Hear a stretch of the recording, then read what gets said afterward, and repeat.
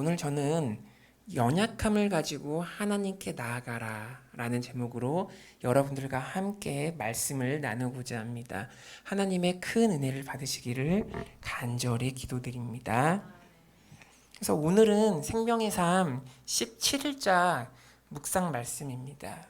그래서 오늘 본문 말씀을 통하여 우리가 알 수 있는 메시지는 첫째로 우리는 두려움의 상황 속에서 여호와의 영을 의지해야 됩니다. 그래서 본문에서 보면 미디안 사람과 아말렉 사람과 동방 사람들이 연합하여서 이스라엘 사람을 치려고 이스르엘 골짜기에 진을 칩니다. 이때 이스라엘 골짜기는 비옥한 농지여서 주변국들이 많이 탐을 내는 그러한 평화였습니다. 그런데 적국이 한 족속도 아니고 세 족속이 동맹을 하여 엄청난 대군을 이끌고 오는 상황입니다. 이때 이스라엘의 지도자는 기드온이었는데 기드온이 이러한 상황에 직면했을 때 인간적으로 당연히 두려워하거나 무서워했을 것입니다. 지금 아프가니스탄 보면요, 아프가니스탄에서 탈레반이 무장 세력을 이끌고 정부 조직을 침입하자 아프가니스탄 지도자는 어떻게 하였죠? 도망갔습니다. 그래서 기드온도 맨 처음에 적의 대군을 보았을 때 자기의 생명과 그리고 또 이스라엘 전체 백성의 생명에 위협이 되는 상황이었기 때문에 당연히 인간적으로 걱정이 되었을 것이고 두려웠을 것입니다. 그러나 이 상황 가운데 이때 여호와의 영이 기드온에게 임합니다. 그래서 여호와의 영이 임하니까 기드온이 어떻게 행동을 합니까? 내가 이제 여호와의 영이 임하니까 내가 두려운 상황에 압도되고 눌리는 것이 아니라 담대하게 그 상황을 맞서게 됩니다. 왜냐하면 여호와의 영이 인간적인 두려움을 내쫓아 주시고 용기와 지략과 모략과 능력을 주시기 때문입니다. 그러므로 사랑하는 여러분, 여호와의 영 성령을 의지하시기 바랍니다. 그래서 이사야서 11장 2절에 보면 이렇게 말씀하고 있습니다.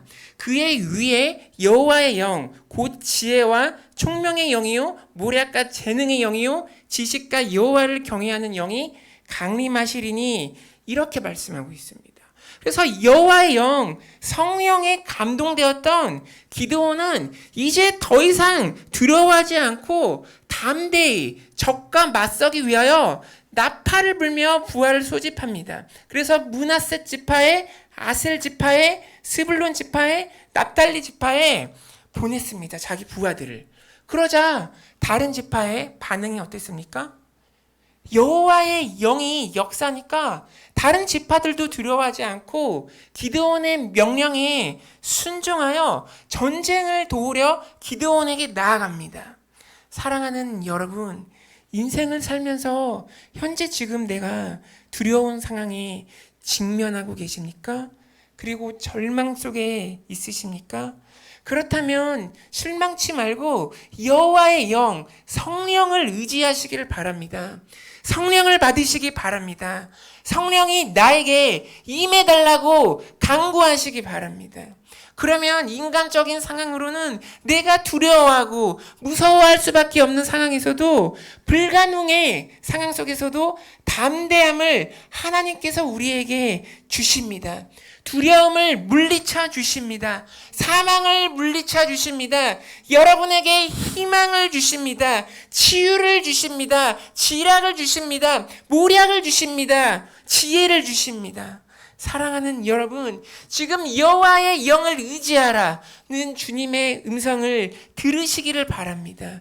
그리하여 여호와의 영을 의지하여서 지금 절망 가운데 있다면 지금 일어나 서시기 바랍니다. 그래서 담대함으로 믿음으로 전진하는 여러분이 되시기를 간절히 기도드립니다. 아멘.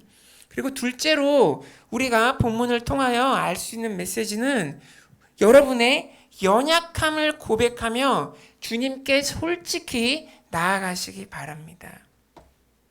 앞에서 여호와의 영을 받아 담대하게 두려움을 극복하여서 군사를 소집했던 기드온은 그 기세를 보라 전쟁에 나갔더라도 당연히 승리를 얻었을 것입니다.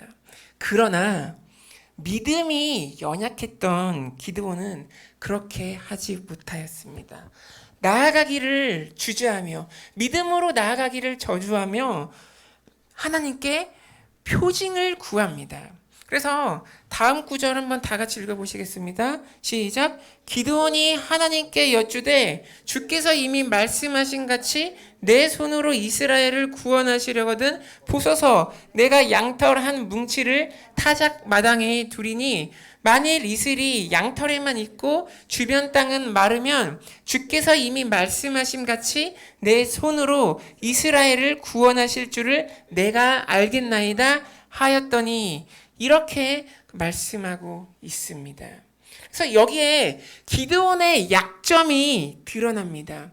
그 전에 하나님께서 기드온 너를 통하여 이스라엘을 구원할 것이다 이렇게 말씀하셨는데 그런데 기드온이 생각해 보니까 자신이 너무나 연약하고 약점이 많은 투성이었습니다.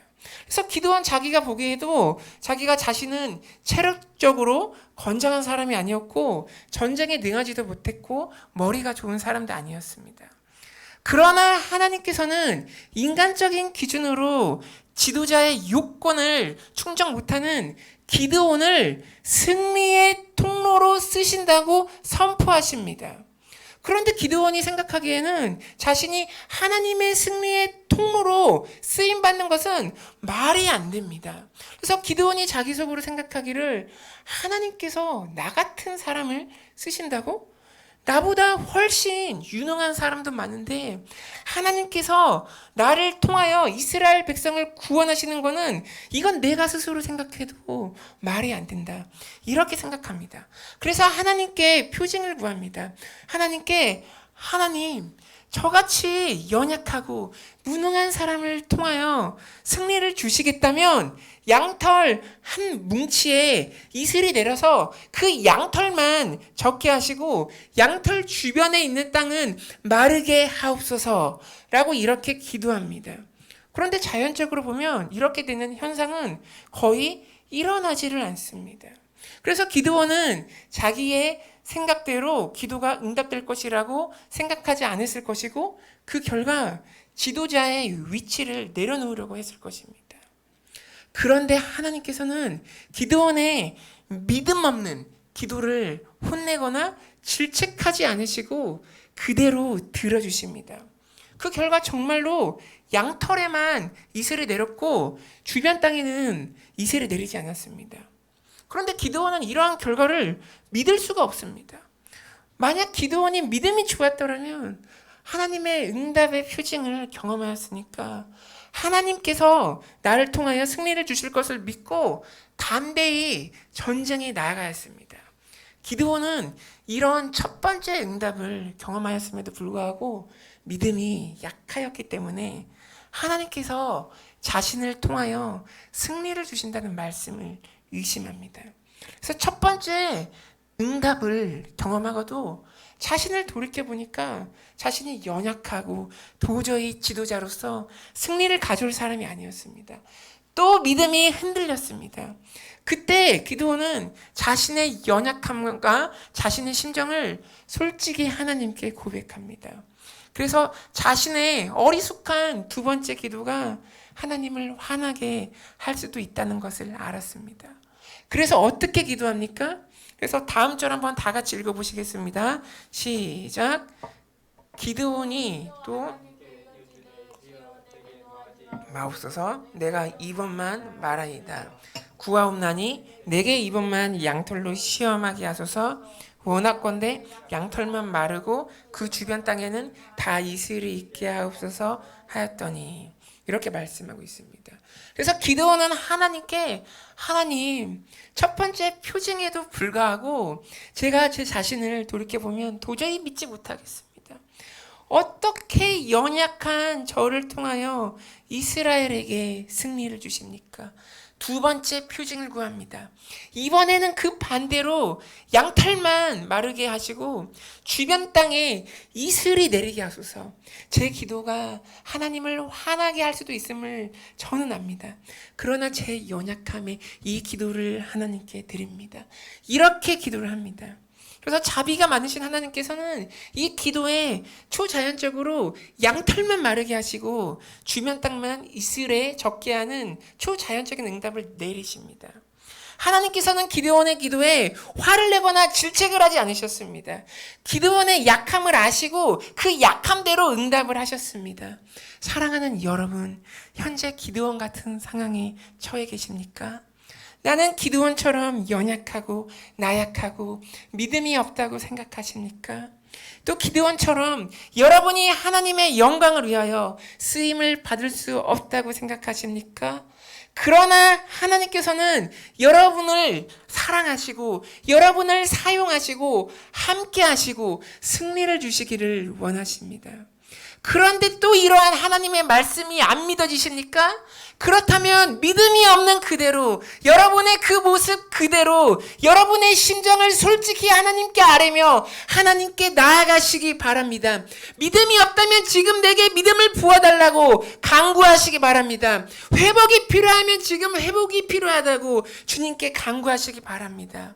사랑의 하나님께서는 여러분의 연약함을 솔직히 고백하는 기도에 질책하거나 화를 내시지 않습니다. 여러분의 모든 것을 아시는 하나님께서는 여러분의 연약함을 따스한 사랑으로 감싸주십니다. 그래서 이사야서 30장 18절에 보면 그러나 여호와께서 기다리시나니 이는 너희에게 은혜를 베풀려 하심이요 일어나시리니 이는 너희를 긍휼히 여기려 하심이라 이렇게 말씀하고 있습니다. 그래서 하나님께서는 우리의 연약함을 아시고 기다려 주시고 사랑을 베풀어 주신다고 긍휼을 베풀어 주신다고 은혜를 베풀어 주신다고 말씀하고 계십니다.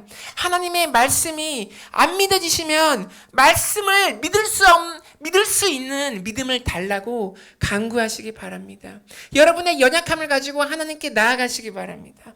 나의 연약함을 하나님 안에서 강하게 변화시켜 달라고 오늘 간구하며 기도로 간구하며 돌파하며 나아가시기 바랍니다.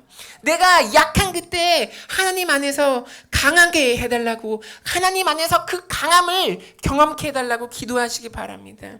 또 내가 오늘 육신적으로 아픈 곳이 있다면 고쳐달라고 하나님께 기도하며 간구하며 나아가시기 바랍니다. 주님께서 아픈 곳을 고쳐주실 것입니다. 하나님께서 여러분의 연약함을 고쳐주실 것입니다. 사랑으로 덮어주실 것입니다. 승리를 주실 것입니다.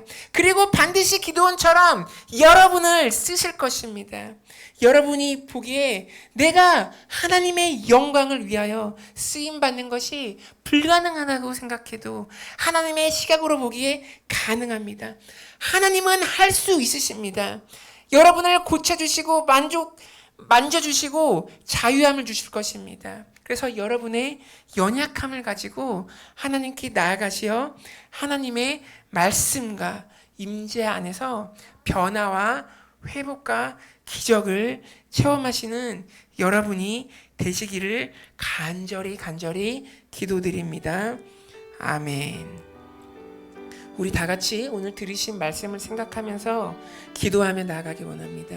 하나님, 두려움의 상황 속에서 내가 주의 영을 의지하기 원합니다. 나의 연약함을 가지고 하나님께 나아가 주님의 강함을 경험케 해달라고 우리 다 같이 주님의 이름 한 번 부르고 다 같이 기도하시겠습니다. 주여